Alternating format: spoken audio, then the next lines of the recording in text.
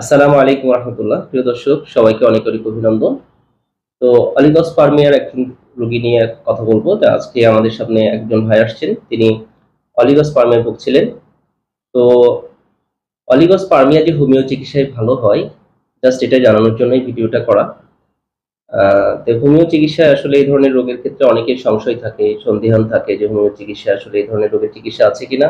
তো যারা এই ধরনের সমস্যায় ভুগছেন তারা এই ভিডিওটা একটু দেখবেন সময় করে। ইনশাল্লাহ আমরা ভাইয়ের মুখ থেকেই শুনি যে আসলে উনি কতদিন ওষুধ খেয়েছেন এবং উনি এখন কি অবস্থায় আছেন।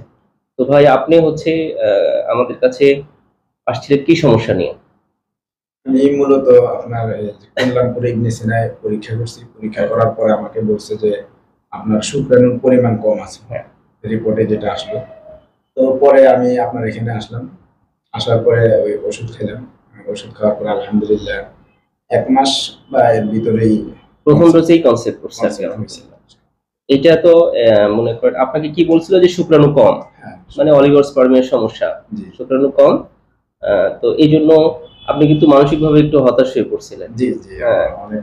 তো এরপরে উনি আলহামদুলিল্লাহ প্রথম ডোজেই আলহামদুলিল্লাহ ওনার ভালো রেজাল্ট আসছে এবং ওনার বাচ্চা কনসেপ্ট করছে।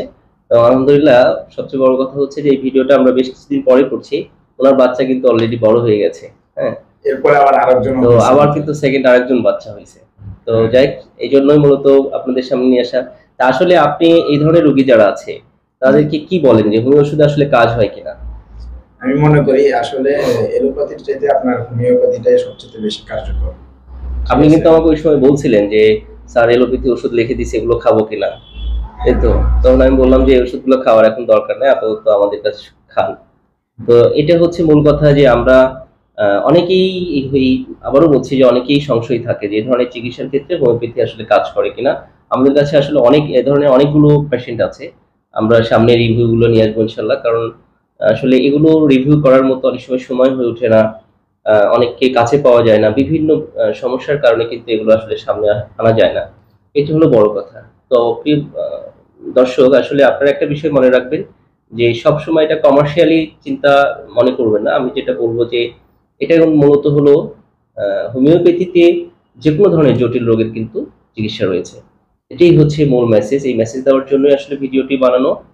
তো আপনারা যারা এই ভিডিওটি আপনাদের সামনে পড়বেন, এই ধরনের সমস্যা যারা আছে, যাদের শুক্রাণুর সমস্যা, শুক্রাণু কম বা শুক্রাণুর গুণগত মান ভালো না, তারপরে অনেকের শুক্রাণুর গতি স্পিড কম, তারপরে আকৃতি সমস্যা হয়, এই ধরনের প্রবলেম যাদের হয়, অনেকের আছে অ্যাজোস্পার্মিয়া। এটা একটু ডিফিকাল্ট কেস। তো অ্যাজোস্পার্মিয়ার রোগও কিন্তু হোমিওপ্যাথিতে যদি দীর্ঘমেয়াদী চিকিৎসা নেন, সেখানে হচ্ছে ২ বছর ৩ বছর, আমি সবসময় আমার একটা ভিডিওতে এটা বলেছি যে মিনিমাম ১ বছর থেকে ২ বছর যদি কন্টিনিউ কেউ অ্যাজোস্পার্মিয়ার চিকিৎসা নেন, ইনশাল্লাহ এটা ভালো হবে এবং সম্ভাবনা একটা আছে। এবং হোমিওপ্যাথিতে আসলে ভালো হওয়াটা হয়, এটা তো আল্লাহ তাআলার ইচ্ছা, এটা আল্লাহ তাআলা করেন। তো আমার যেটা বক্তব্য সবার প্রতি, সেটা হচ্ছে যে হোমিওপ্যাথিতে এর দারুণ দারুণ মেডিসিন রয়েছে, যেখানে আধুনিক চিকিৎসা নামে বা মডার্ন চিকিৎসা যেটা বলা হয় অ্যালোপ্যাথিক বা অন্যান্য চিকিৎসা পদ্ধতিতে অ্যাজোস্পার্মিয়ার তেমন কোনো চিকিৎসা নাই, বা অলিগোস্পার্মিয়া বা অন্যান্য শুক্রাণুর যে সমস্যা, এটার তেমন কোনো চিকিৎসা নেই। সেখানে হোমিওপ্যাথিতে এর দারুণ দারুণ মেডিসিন আছে। এখন ভালো করার ব্যাপারটা হচ্ছে আল্লাহ তাআলার হাতে, এটা আমাদের হাতে নেই। কোনো রোগী আমরা ভালো করতে পারি না। তো আল্লাহ তাআলা যদি চায় তাহলে আপনি সুস্থ হতে পারবেন ইনশাআল্লাহ, সেটা আপনার যে সমস্যাই হোক। তো এই জন্য সবাইকে হোমিওপ্যাথি সঠিক চিকিৎসা সঠিক সময় যদি নিতে পারেন, ইনশাআল্লাহ আশা করি ভালো রেজাল্ট পাবেন। আর আল্লাহ যদি চায় তো আপনি সুস্থ হবেন ইনশাআল্লাহ। তো সবাই সুস্থ থাকবেন, ভালো থাকবেন। আল্লাহ হাফেজ।